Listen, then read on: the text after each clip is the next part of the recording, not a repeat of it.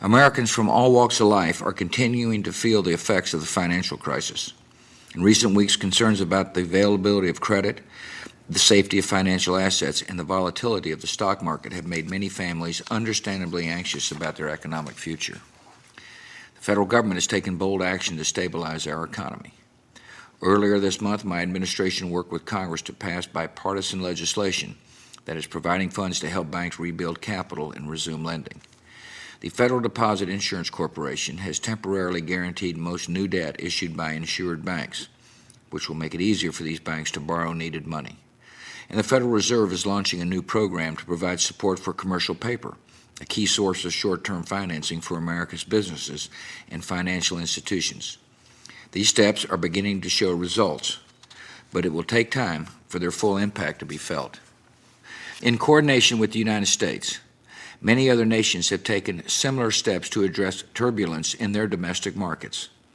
This crisis is global in reach, and addressing it will require further international cooperation. So this week I consulted with leaders from throughout the world and announced that I would convene an international summit in Washington on November the 15th. This summit will be the first in a series of meetings aimed at addressing this crisis. The summit will bring together leaders of the G20 nations, countries that represent both the developed and the developing world. And the summit will also include the heads of the International Monetary Fund, the World Bank, and the Financial Stability Forum, as well as the Secretary General of the United Nations.